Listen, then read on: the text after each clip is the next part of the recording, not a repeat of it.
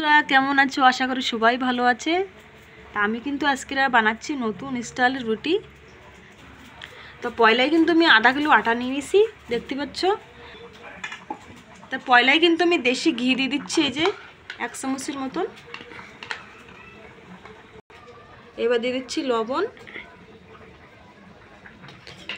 এবার দিয়ে দিচ্ছি ধনের পাতা, এই যে পেঁয়াজ কুচি, টমেটোর কুচি। আমি কিন্তু 2-3টে কাঁচা ঝালও নিছি, এরকম বারিক করে কুচি কুচি করে কেটে নিছি। এবার গরম জল দিয়ে ভালো করে মাখাই নেব। তা আটা কিন্তু মাখাই নিছি, এবার 5 মিনিটের জন্য আমি ঢাকা দিয়ে রেখে দেবো। তো 5 মিনিট কিন্তু হয়ে গেছে, দেখো বন্ধুরা আটাটা কিন্তু নরম হয়ে গেছে। এবার আমি রুটি বানাই নেব। বন্ধু তাবা কিন্তু আমি বসাই দিছি, এবার রুটি দিয়ে দেবো তাবার উপরে।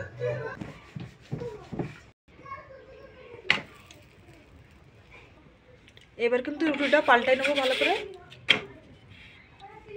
এবার কিন্তু বন্ধুরা রিফাইন তেল দিয়ে দেবো আমি, সাদা তেল। এবার ভালো করে কিন্তু মাখাই নেবো রুটিটা। আর বন্ধুরা এই ফিলি রুটিটা বানালি গেলাম, হেভি টেস্ট লাগে। তোমরা বাড়ি বানাইয়ে গেলাম, খাইয়ে দেখতে পারো, হেভি টেস্ট লাগে। বন্ধু রুটিটা কিন্তু হয়ে গেছে, এই যে এবার উঠে নেবো।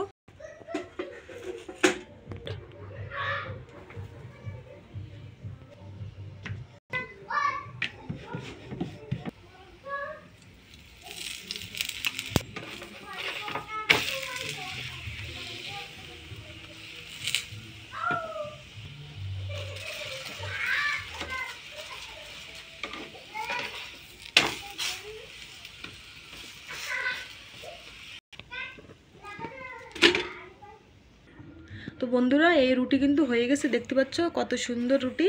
বাচ্চারাও কিন্তু খাতে যাবে, আর বড় মানুষেরাও কিন্তু খাতে যাবে। তা তোমরা যদি এমনি রুটি যদি না বানাতে পারো, তো এই ফেলে পেঁয়াজ কুচি সব কুচি করে করে দিয়ে কিন্তু আটা সেনে ভালো করে রুটি বানাতে পারতেছ। আর বাচ্চারা কিন্তু খুব সুন্দর ফেলেই খাবে।